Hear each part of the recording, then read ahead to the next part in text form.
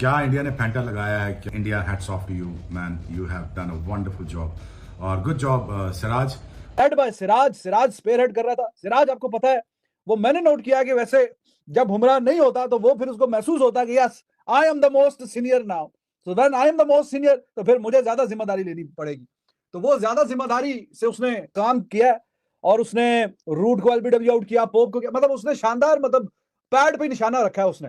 तो Jacob Bethel का wicket लिया, जो रूट का और ओली पोप का, ये 3 विकेट एलबीडब्ल्यू। और अभी ये जो टी से पहले आखिरी जो ओवर था उसमें भी 2 खिलाड़ी आउट हुए, प्रसिद्ध कृष्णा ने आउट किए हैं, स्मिथ का विकेट और ये फिर ओवर्टन का। बड़ी शानदार किस्म की प्लानिंग के पहले थोड़ा बाहर बाहर, फिर एक ठप्पा मार के गेंद अंदर लेके आया, फिर सीधा डायरेक्ट पैड पे अटैक करने की कोशिश की।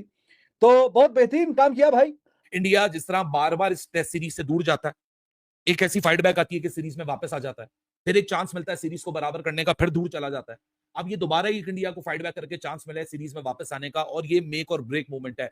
जो सिराज ने बॉलिंग की, मेरे ख्याल में आउटस्टैंडिंग बॉलिंग की, बहुत ही जबरदस्त परफॉर्मेंस दी पाकिस्तान कह रहा हूँ, इंडिया के बॉलर्स ने। और जिस तरीके से मैंने आपको कल बोला था, जो बैटिंग करने आएगी वो 100% अटैक करने की कोशिश करेगी, क्योंकि उनकी सोच होगी। इंडिया के बॉलर्स ने आज का दिन स्टार्ट की और जो बॉलिंग की, स्पेशली जो सिराज ने बॉलिंग की, मेरे ख्याल में आउटस्टैंडिंग बॉलिंग की। इंडिया की यंग साइड ने मेरे पैन का स्टोक का पकड़ के घंटा बजा दिया और ऐसे ऐसा घंटा बजाया मेरे पैन का स्टोक का पकड़ के बजा दिया और बैस बाल को बेटा उधर दफना दिया पकड़ के इंडिया की इस यंग साइड ने। और किधर गए वो टट्टू उठा सामू पीली चप्पल निकलना बाहर आ, वो टट्टू उठा रहे, किधर गए तो भौंक रहे थे कि जी वो जी बुमराह को नहीं खिलाया तो देखना जी इंडिया ये मैच भी हार जाएगा, जी इंडिया ये कर देगा, जी इंडिया वो कर देगा। बेटा इंडिया ने आप सब के मुंह बंद कर दिए हैं ग्राउंड में। बेटा इंग्लैंड को ये बता दिया है कि बेटा चढ़ियां छड़ियां कस में आना तो एक सारी बात करें पाकिस्तानी मीडिया क्या कह रहा है इस मैच को लेकर, तो पहले आप रिएक्शन वीडियो वॉच कीजिए। पाकिस्तान की बॉलिंग यूनिट ने परफॉर्म किया है तो सारे खाने टिक हो जाते हैं इसमें, क्योंकि मुझे लगता है कि बॉलिंग अटैक पूरा है, स्पिनिंग अटैक पूरा है। स्पिन अटैक में देखें फौरन ही उन्होंने वाशिंगटन सुंदर को ले आए, तो अच्छी सोच के साथ इंडिया आगे बढ़ रही है। और तो कमबैक हो गया बड़े स्ट्रॉन्ग तरीके से इंडिया की जानिब से इस मैच में। एक पहले सेशन में वो बड़ा अच्छा आगाज था इंग्लैंड का। England they must be thinking कि उनके साथ हुआ क्या है, क्योंकि इतना बेहतरीन शानदार किस्म का ओपनिंग स्टैंड मिलने के बावजूद भी कि पहला विकेट 92 रन पे जाके गिरा है, और फिर भी वो अब जिस पोजीशन पे हैं, they must be scratching their head, ये हमने किया क्या। तो जैसे मैं आपसे अर्ज कर रहा था, इससे अच्छी शानदार पिच जो है वो फास्ट बॉलर्स के लिए पूरी सीरीज में बनी नहीं। तो पहले सेशन में अगर डिसअपॉइंटिंग परफॉर्मेंस है तो इनको भी कोशिश करनी चाहिए कि 2 सेशन ये आज खेलने ना दें इंग्लैंड को। अगर बाकी के 2 सेशन में इंग्लैंड खेल गया तो फिर तो 100 रन की लीड ऊपर चली जाएगी। तो इन्होंने इंडिया के जो bowlers led by Siraj, Siraj spare head कर रहा था। सिराज आपको पता है, वो मैंने नोट किया कि वैसे जब बुमराह नहीं होता तो वो फिर उसको महसूस होता कि yes I am the most senior now, so when I am the most senior तो फिर मुझे ज्यादा जिम्मेदारी लेनी पड़ेगी। तो वो ज्यादा जिम्मेदारी से उसने काम किया और उसने रूट को एलबीडब्ल्यू आउट किया, पोप को किया, मतलब उसने शानदार, मतलब पैड पे निशाना रखा है उसने। तो जैकब बैथल का विकेट लिया, जो रूट का और ओली पोप का, ये 3 विकेट एलबीडब्ल्यू। और अभी ये जो टी से पहले आखिरी जो ओवर था उसमें भी 2 खिलाड़ी आउट हुए, प्रसिद्ध कृष्णा ने आउट किए हैं, स्मिथ का विकेट और ये फिर ओवर्टन का। बड़ी शानदार किस्म की प्लानिंग के पहले थोड़ा बाहर बाहर, फिर एक ठप्पा मार के गेंद अंदर लेके आया, फिर सीधा डायरेक्ट पैड पे अटैक करने की कोशिश की। तो बहुत बेहतरीन काम किया भाई। हमने यही अर्ज किया था पिछले सेशन में कि आप ये लंच ब्रेक में जाएं, जरा थोड़ा सा कोई रिफ्रेश हो, कोई आपस में बातचीत करें, कोई प्लानिंग करें, किस ठप्पा कहां पे करवाना है, किस एरिया में बॉलिंग करवानी है, और थोड़ा सा कम बैक करने की कोशिश करें। अगर ये जो सेशन बहुत अच्छा अब इंडिया के लिए रहा है, अगर ये सेशन इवन भी अगर रहता तो इंग्लैंड गेम में आगे था। आपको पता ही है 116 पे एक खिलाड़ी आउट था जब लास्ट टाइम आपसे मुलाकात हुई थी। तो बहुत जरूरी था इंडिया के लिए, if they want to make a stage a comeback in this match, they needed to take wicket and they take plenty of wickets.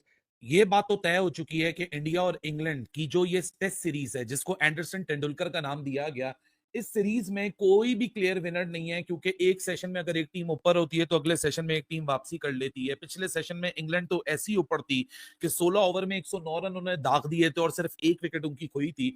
लेकिन अगले सेशन के अंदर मोहम्मद सिराज का लेड फाइट बैक, जिस तरीके से टीम इंडिया को एक सेल्फ बिलीव दे रहा है, हालांकि मार्जिन बहुत छोटा है, बहुत लिमिटेड है, यहाँ रन ज्यादा नहीं है खेलने के लिए, ओवरनाइट स्कोर के ऊपर कोई बहुत ज्यादा इंडिया ने स्कोर नहीं डाला।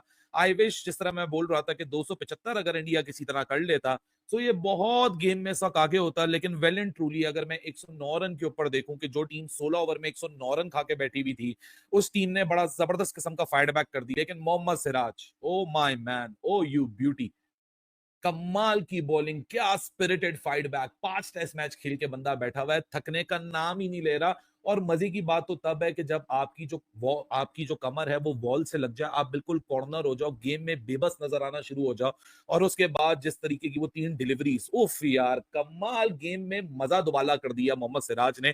क्योंकि एक तो सिराज खुद as a person, as a personality, he so hyped up, it is so good to see him when he is in rhythm.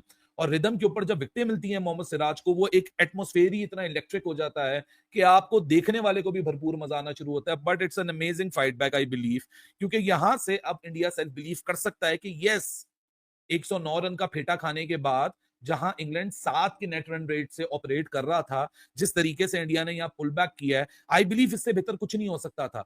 क्योंकि बॉलिंग की है, मैंने आपसे पहले भी बोला था कि इनएक्सपीरियंस बॉलिंग लाइनअप के साथ इतनी अच्छी बॉलिंग करना, इतनी अच्छी कप्तानी करना, इतना अच्छा गेम प्लान कोचिंग स्टाफ के साथ मिलके बनाना, ये बहुत बड़ी बात होती है। क्योंकि अब अगर इंडिया की टीम पूरे 25 ओवर खेल जाती और अगर शुभमन गिल आउट नहीं होते, तो सपोज 25 ओवर में 60-70 रन अगर कर जाती इंडिया की टीम, तो फिर आपके सामने है कि अगर कल इंडिया खेलने आता तो फिर इंडिया को बहुत आसानी हो सकती थी ये टेस्ट मैच जीतने की। बहुत आसानी का मतलब, ये मैच शुरू हुआ, मैं पाकिस्तानी सोशल मीडिया देख रहा हूँ, मैं सब पढ़ रहा हूँ, हो बुमराह को नहीं खिलाया, इंडिया हार जाएगा, ये पायल देंगे, ये कर देंगे।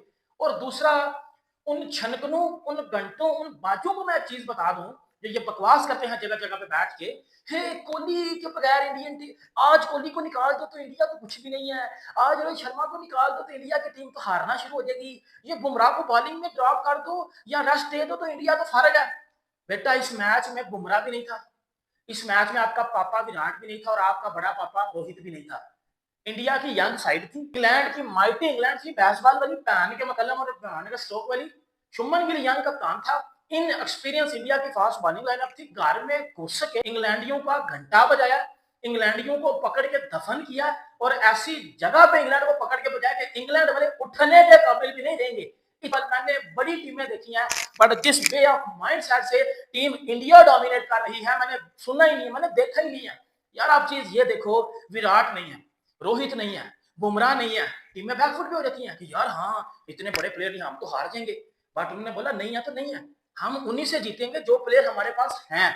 मतलब ये चीज है ना, हम उन्हीं से जीतेंगे। तो ये सबसे बड़ी जीत है टीम इंडिया की। गुल्ला दे दिया उनके अंदर, ऐसा पकड़ के इंग्लैंडियों को बजाया कि बेटा ये उठने के काबिल भी नहीं रहेंगे। ये है इंडिया का यंग टैलेंट, ये है इंडिया का young talent in red ball cricket. Red ball में तो सारे कहते हो ना, व्हाइट बॉल में तो इंडिया जीत जाएगा, लेकिन रेड बॉल में इंडिया का पता चल जाएगा। रेड बॉल में भी इंडिया का पता चल गया, टैलेंट के साथ स्किल भी है उनके पास, और आपको पता है ये कितनी बड़ी अचीवमेंट है।